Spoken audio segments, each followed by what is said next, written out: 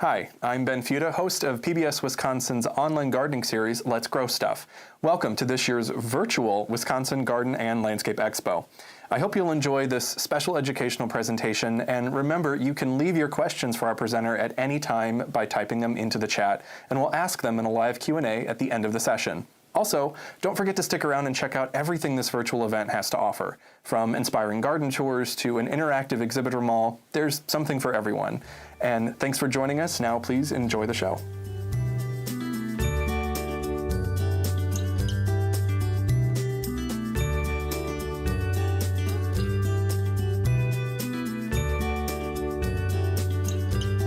Hi, I'm Lisa Johnson. I'm the horticulture educator with Dane County Extension, and today we're going to be talking about rain gardens. So there are a lot of good reasons to use rain gardens.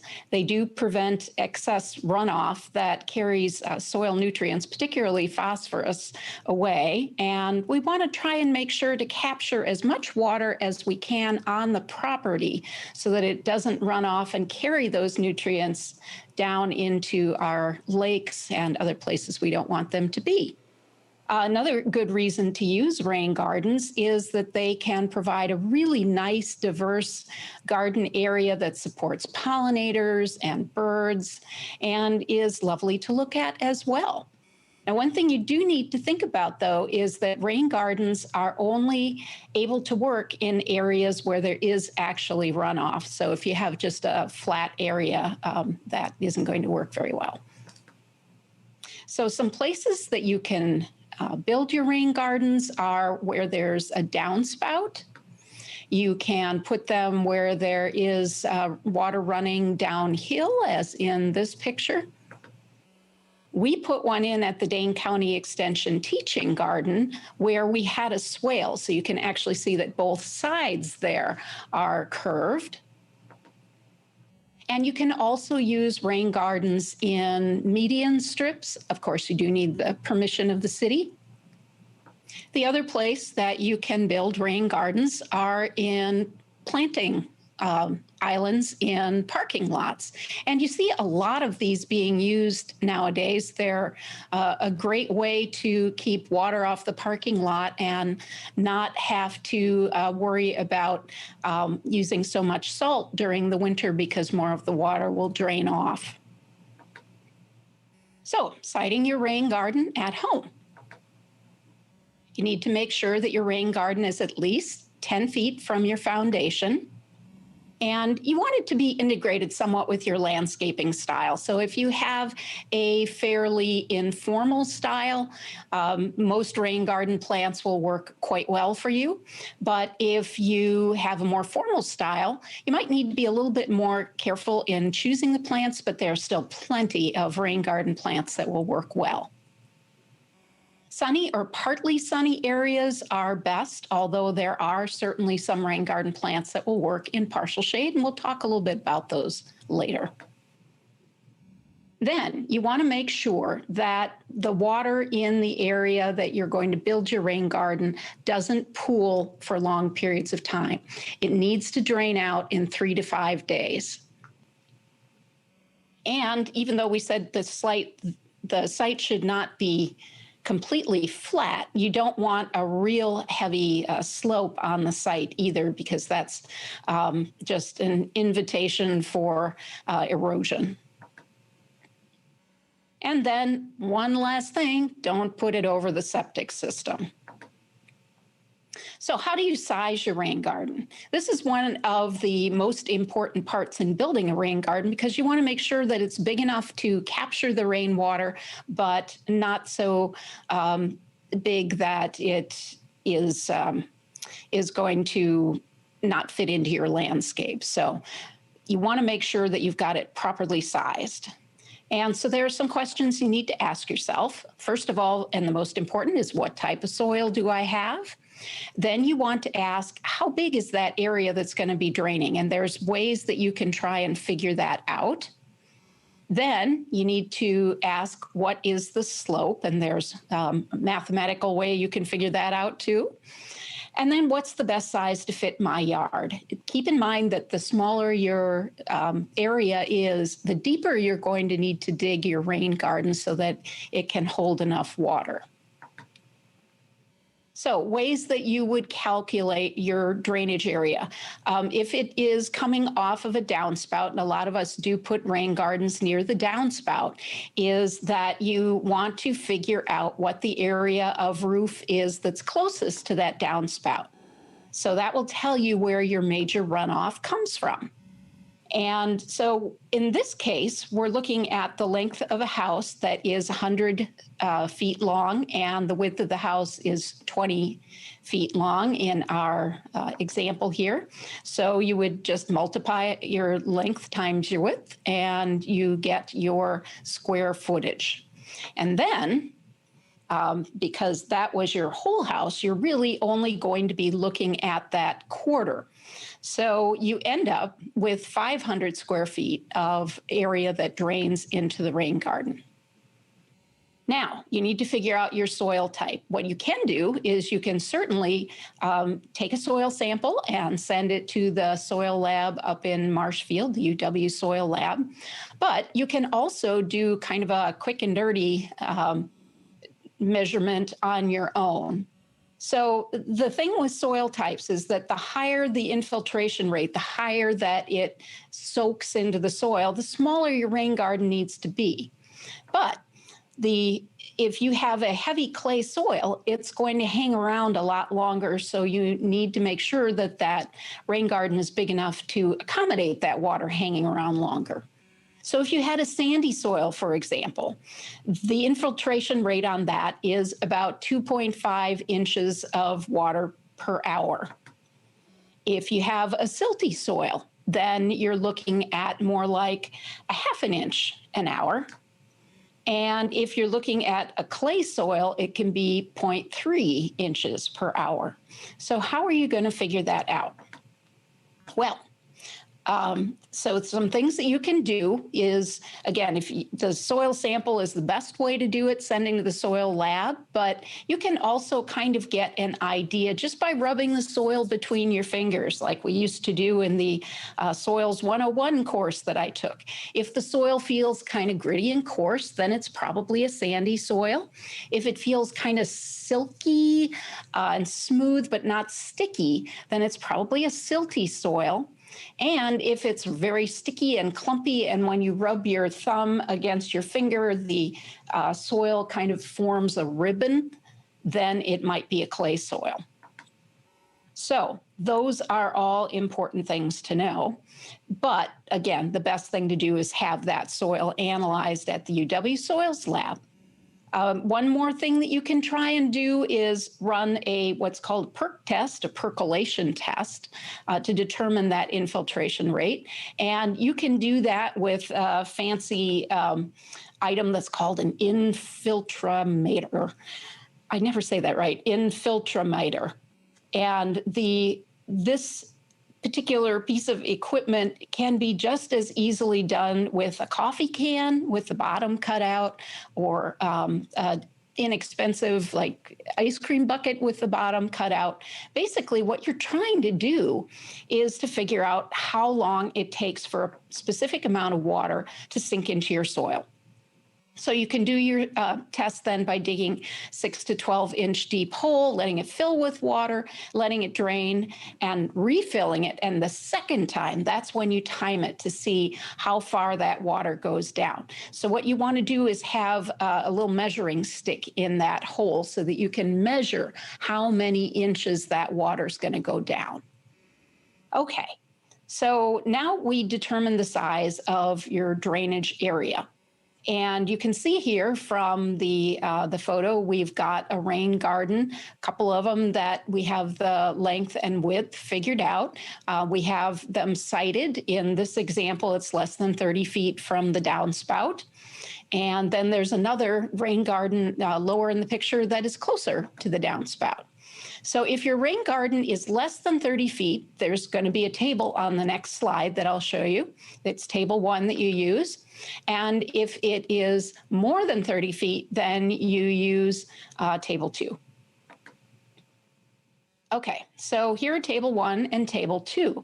And what you're doing with this table is you're taking the type of soil that you have and you're figuring out how far your rain garden is going to be from your drainage area.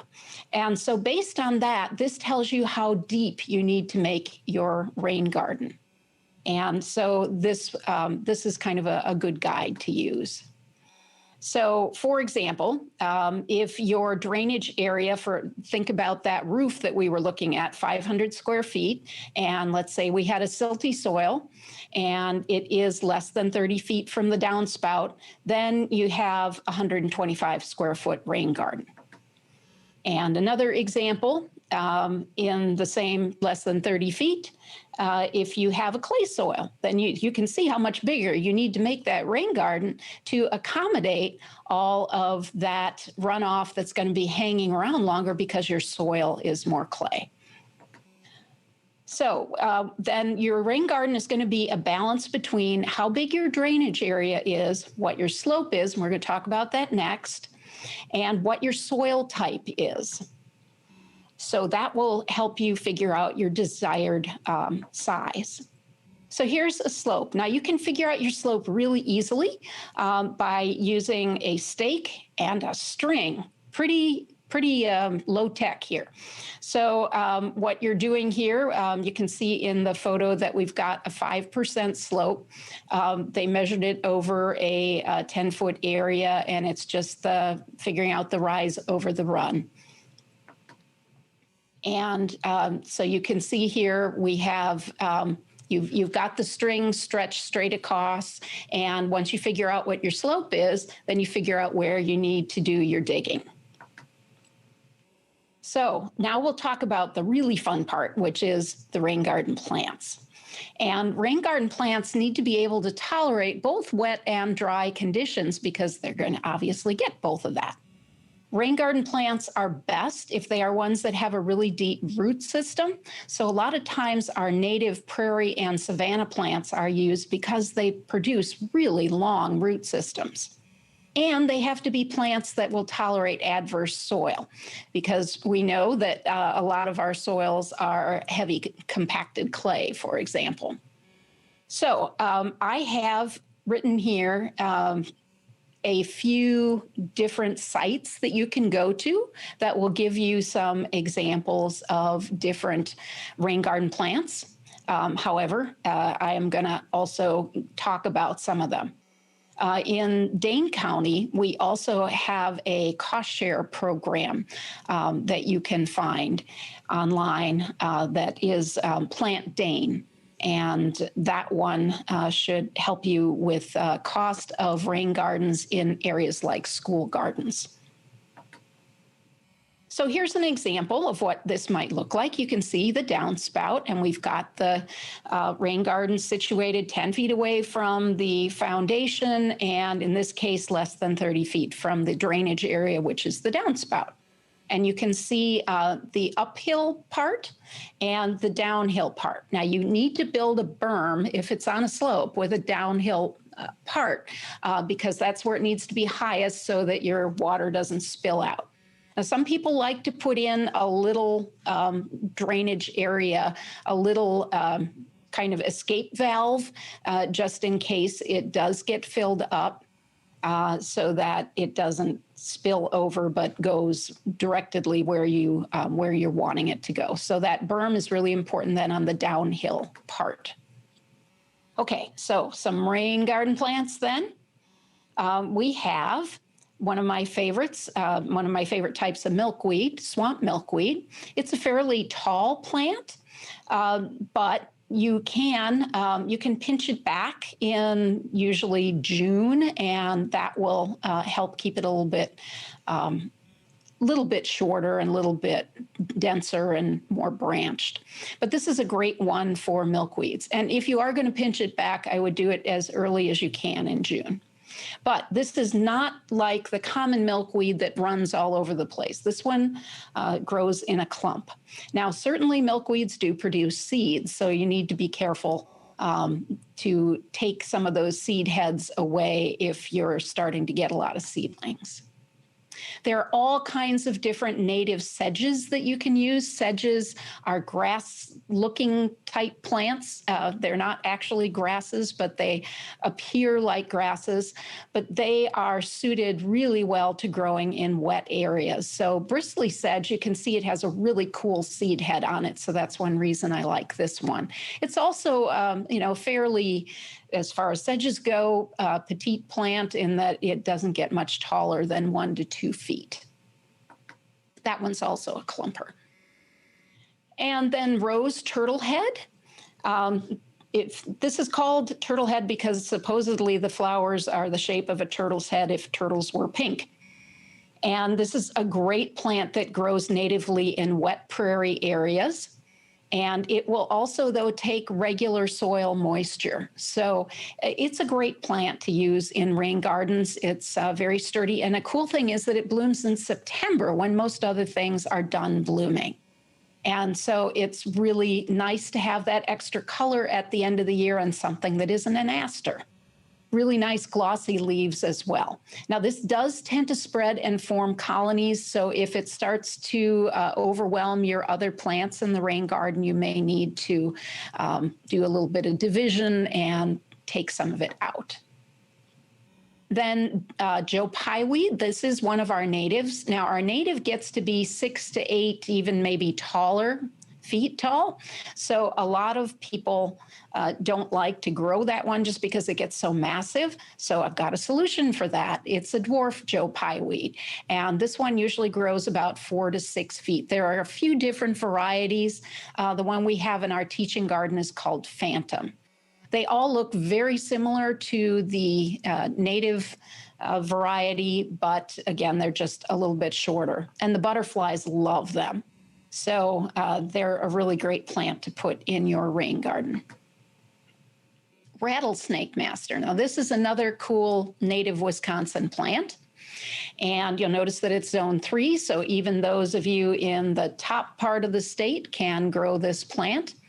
And you'll see that it has the flowers and the seed heads look very, very similar. And it's called Rattlesnake Master because when the seeds are ripe, they rattle around in that seed head. So it's actually the species name is Yucca folium because the leaves look somewhat like yucca leaves. But it's 3 to 4 feet tall and a really nice rain garden plant as well. And a lot of these are going to bloom in like July or August. But this one, because the seed head looks the same as the flowers, is going to have more bang for your buck because it looks great for a long period of time.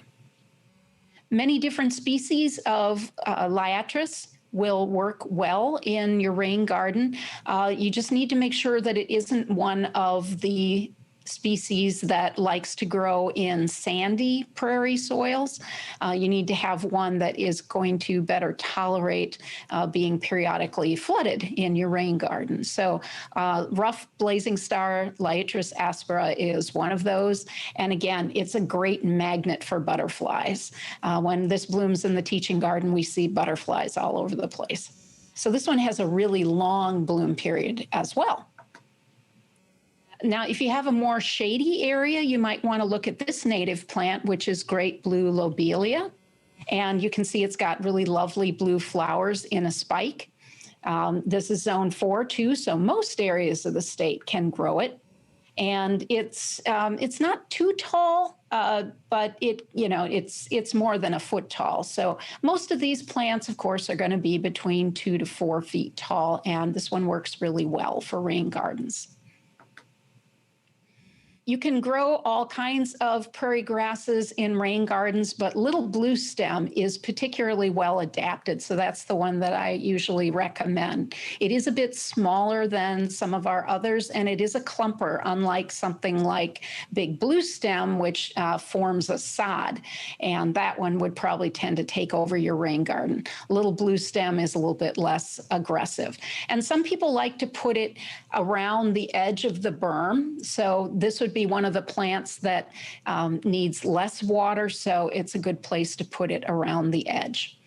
A lot of the nativars, which are There still are native species, but they've been cultivated for deeper color or to be a little bit shorter or have better fall color, something like that. So there are a number of nativars that you will find in the garden centers and nurseries. Then Shorts aster. A lot of different asters, of course, are great plants for rain gardens. I like this one because it's a little bit less tall than some of the others. Some of the others get up to 5 feet. But this one does really well in rain gardens and is it's got kind of an arching habit to it. So it's got kind of this informal look as well. And it just is covered with flowers when it blooms. So really nice one. And then one of the taller ones, again, is Hoary Vervain. Beautiful purple flowers. And this one is, again, a little bit later bloomer into the season, but it starts earlier in the season, too. So it has a really long bloom period. And who doesn't like that on a plant? And this one also attracts butterflies. So your rain garden can be a great place for pollinators as well as making sure that it captures rainwater on your property. So here's just an example of what this might look like from start to finish. Roger Bannerman wrote a really great publication on rain gardens that you can still find, I think, on the DNR website. And it is based on what he did in his own yard. So I'm going to show you a little bit of his yard and a little bit of what we did in the Dane County Teaching Garden. So you can see here, he killed the grass around where his downspout is. And of course, the first thing that you need to do before you even stick a shovel in the soil is call Digger's Hotline and make sure before you even start designing your rain garden that there aren't any underground utilities in the area that you're wanting to dig in. That's really important. So you want to make sure that your rain garden is sited properly for underground utilities. So again, you can kind of see in the middle right part of the slide is the downspout, and he's digging out his rain garden here. And he's actually using some plastic edging around the end of it. Now, you don't have to use that heavy of equipment if you don't want to, but his was a fairly small rain garden there, and he needed to dig it a little bit deeper. Because it was smaller. This rain garden is a little bit bigger, and you see there's even sort of a dry stream bed sort of thing with rocks that he's put in to help facilitate the drainage into the rain garden. But this one is a little bit bigger, and you can see he's got some straw there along where the berm is going to be around the lower edge. And you can see it also mounded up there against the backside. So with the Dane County Extension Teaching Garden Rain Garden, you can check that out online. This was back when we put it in 2007. And we had, luckily, one of the master gardeners was also a landscaper. And so he helped to figure out the elevations and to figure out the slope. And we had one of our people from Parks in the building figure out how big the drainage area was going to be. So I got to tell you, the soil was really crummy there. We actually had to use a bobcat to dig that thing out. The clay was so compacted. But we got it done. We put a plant every square foot. That's what the strings are for there. And even though the soil was really crummy, those prairie plants did an excellent job. And so now we have a very beautiful rain garden. One of the master gardeners, Jane Graham, and Diane Amundsen care for that rain garden along with their team. And it is full of prairie plants and looks absolutely gorgeous. So just a quick review then of the construction steps. You need to figure out the size and the location of your rain garden. Remember to call Digger's Hotline. And then you design your shape, usually a rounded, natural looking shape. Not anything with any sharp edges is recommended. and it should be bermed up on the downhill side or along the edges wherever it's sloped so that the water is retained. And if you live in a designed community, you may need to consult the rules of your design community to see if you can actually put a rain garden in. And it's not a bad idea to talk about rain gardens with your neighbors so that they understand what you're putting in, and maybe they'll be inspired to put one in themselves. So don't forget that digger's hotline step. One thing that neighbors sometimes are concerned about are mosquitoes, and that's, an understandable concern. So if the rain garden is well sited and designed and drains away in no more than 5 days, mosquitoes don't have time to complete their life cycle. So that should be fine, and you're not actually creating a mosquito breeding facility. And also, another thing to think about and tell people is that mosquitoes that carry the most diseases don't usually live in ponds. They actually are going to live in small cavity type areas. So I've got some resources there for you to take a look at. And I want to thank all the people that provided photos and input into this presentation. And I thank you so much for listening today and for your interest in rain gardens.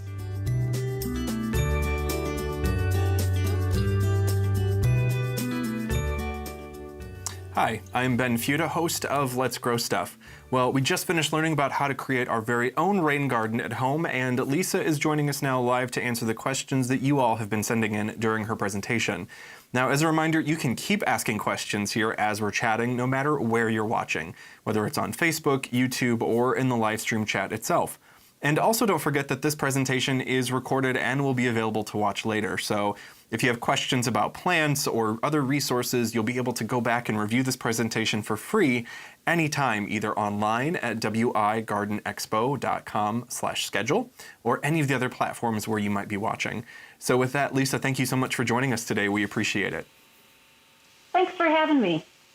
Well, Lisa, we'll just go ahead and jump right in. And one of our first questions coming in from a few viewers is, does the source of the water matter? So if it's maybe a sump pump drain or a parking lot drain versus a roof, does that make any difference in the type of plants we choose or how we should design our rain garden? No, actually, that won't make much of a difference at all.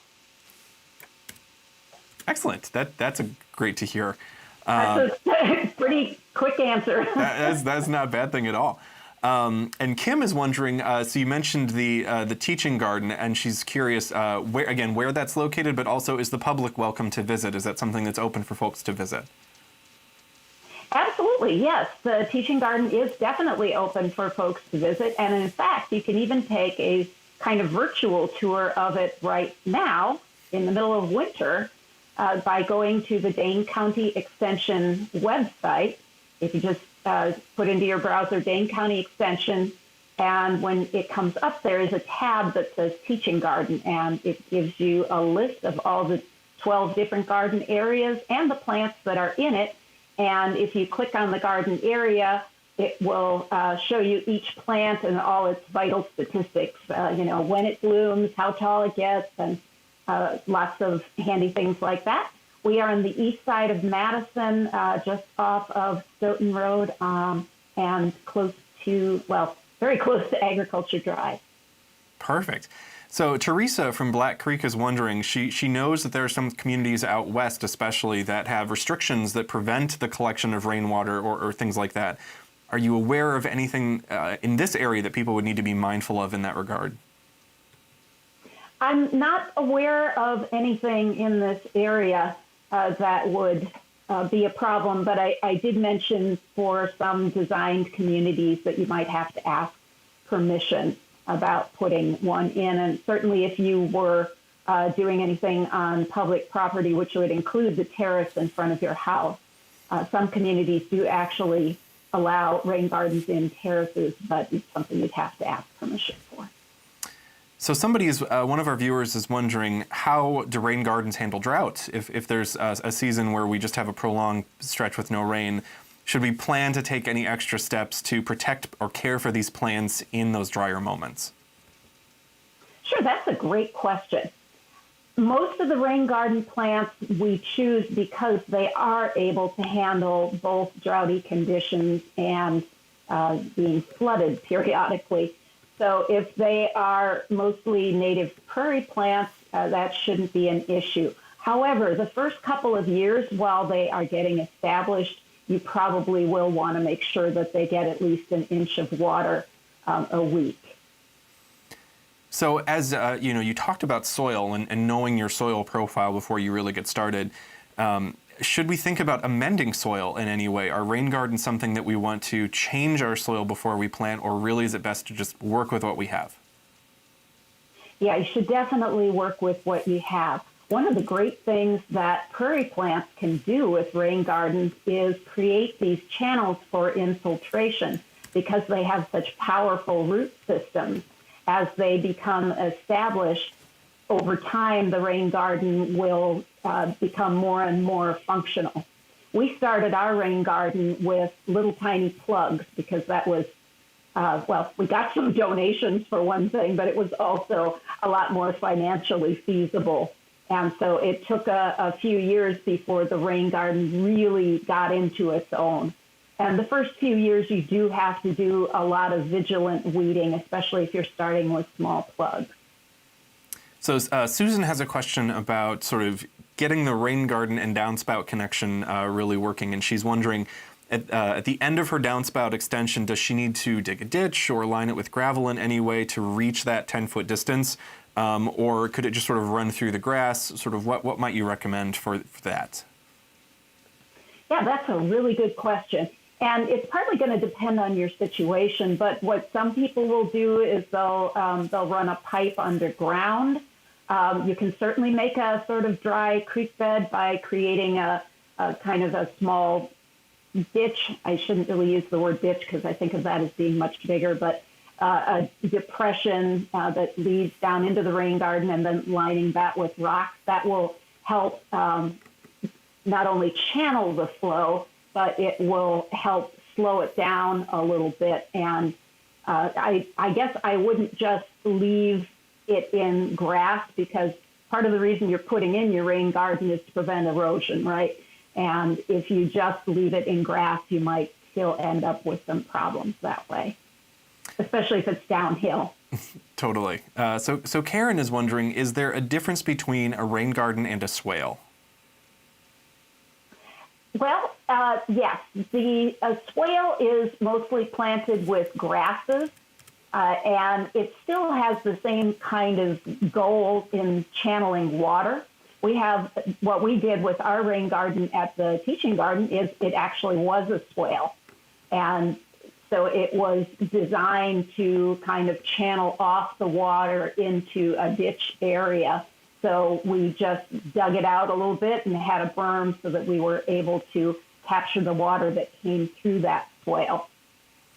So Sue is asking... And a rain garden, so then a rain garden would be one that is deliberately planted with a number of species that help to catch the water and to allow better infiltration into the soil. So that's a great segue then also to a question here from Sue, and she says it sounds like she has an established swamp swale with a lot of grasses, but wants to add some flowers and color. Can she add new plants to maybe this more grassy area? It depends on the type of grasses that you have.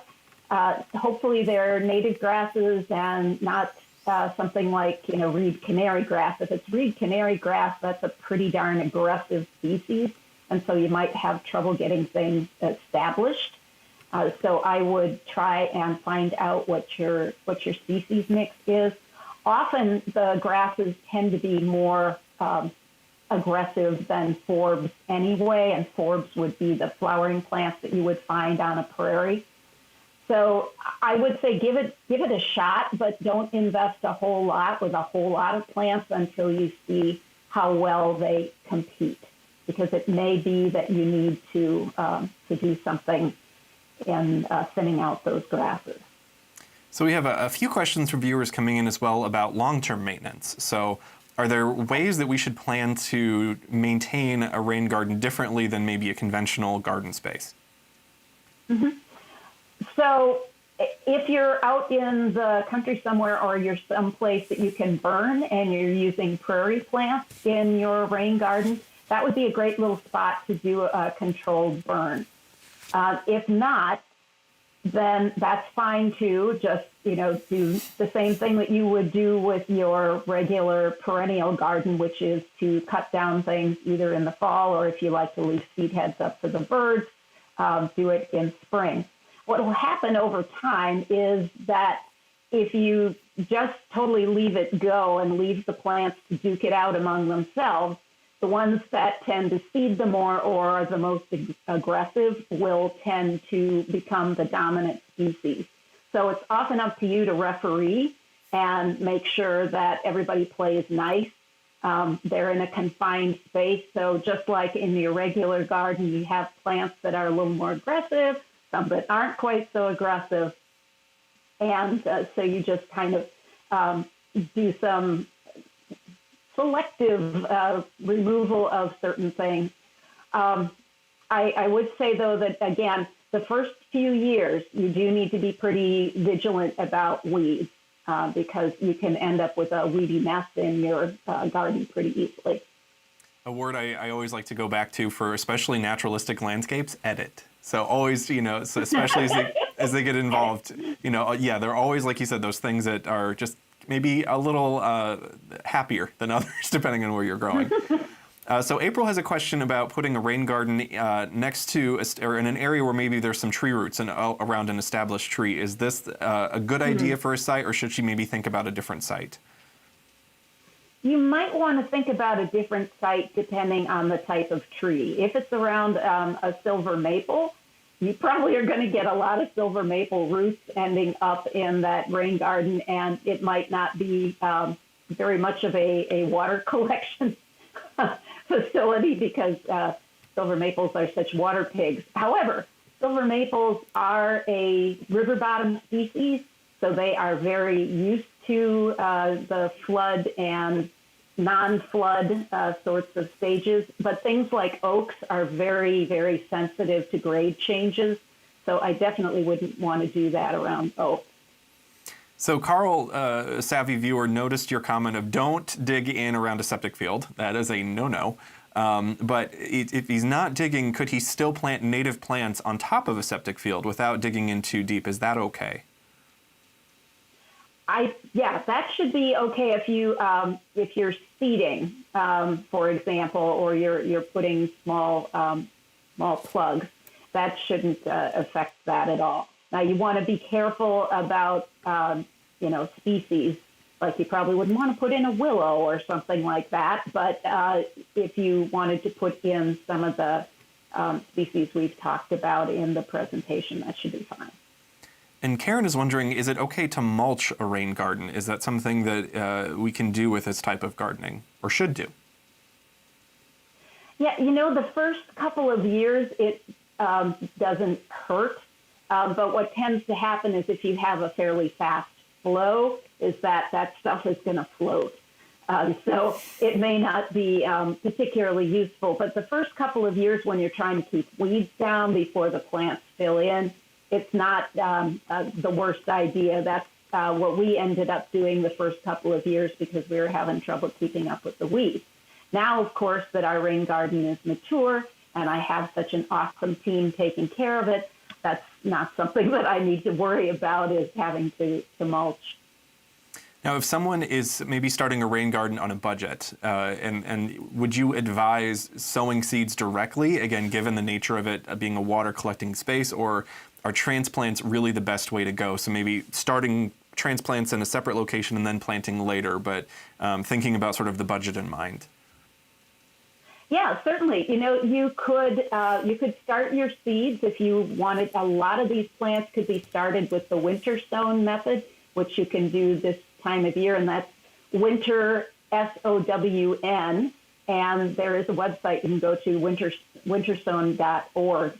So you could definitely get some prairie seeds started, and then you want to transplant, before the root systems get too big. But I don't recommend using seeds in a rain garden because if you get some gully washers, all the seeds are going to get washed together in a big clump, and it's probably not going to be very successful. So I really recommend transplant. And that's maybe a great follow-up question to hear from Mary. She's asking, she has a few areas, specifically her sump pump, where she said it washes out soil. So are there things that folks can do to maybe temporarily stabilize these areas as transplants are getting established? That's a really excellent question. And I would try using some river rock type of stuff, again, to slow down that flow, and plant some of your transplants kind of among those rocks so that the root systems can get going, but they don't wash out so easily. So since rain gardens are sort of unique ecosystems, really, they aren't sort of in our traditional landscapes, as more people start to garden with rain gardens, can they expect to see changes in wildlife, insects or invertebrates or other things visiting their gardens that maybe they didn't have before, some things to look forward to? That's a great question as well. You'll get dragonflies, you might get toads. If you're really lucky, you might get some salamanders. I wouldn't be surprised if you get some leopard frogs or things like that, depending on the size of the garden. You could certainly, and of course, if you're using any kind of native plants, you'll be seeing a lot of butterfly species as well as other types of pollinators. So they're really great at supporting wildlife as well. And again, in my personal experience, I can share, all of those beneficial organisms you mentioned bring benefits to the rest of our garden. Toads and frogs will eat slugs that like to eat our hostas. There's a lot of layered benefits that go beyond the rain garden itself, which is really exciting. So also on that note too, are there happy moments? And we sort of talked about rain gardens from a practical standpoint, but are there other sort of side benefits that people can look forward to? Maybe growing interesting plants that we wouldn't be otherwise able to grow, but just other benefits we could sort of look forward to over time? If you choose your plant palette carefully, you can have color in it all season long. And so there's always going to be something to enjoy in the spring and in the summer and in the fall. A lot of these species do tend to bloom mid-summer, but there are some that you can also choose that will bloom in the early part of the year. And I can tell you, it just really makes me happy to see the butterflies and the other pollinators enjoying the plants. Some of these flowers make very nice cut flowers as well, so you can certainly enjoy them inside as well. So we have a question from Dan here, and he's wondering, can we use shrubs and woody plants as part of our rain gardens? Certainly, you could. There are a number of shrubs that you might be able to use, like maybe New Jersey tea, or possibly, if your rain garden is big enough to accommodate it, buttonbush would be another one. Also, winterberry holly, that's another native shrub that actually produces berries if you have both the male and the female. Now, all of these are decent size, so you would need to make sure that your rain garden is big enough to accommodate them. So a question here from Jody. She says she doesn't have a downspout, or maybe not gutters on the house. Is there another option that she could think about if she wants a rain garden, other places to look to sort of find the water she needs? Sure.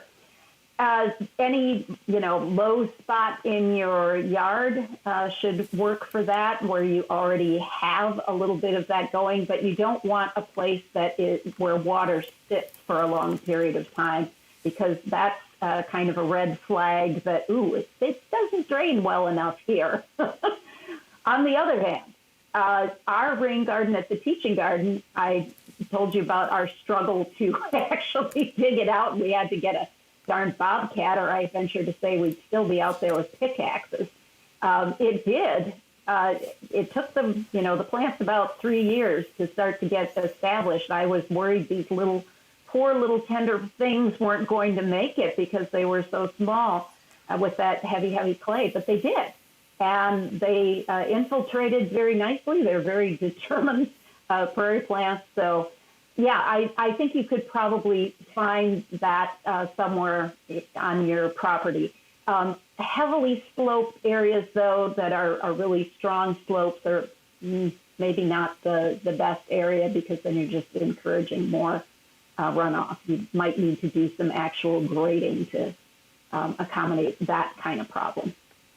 So from a functional perspective, so again, if we're looking at, again, infiltration rate and that type of thing, will our rain gardens change over time? Say, as plants get established and build root systems, can we expect to see, the rate of infiltration change or things like that?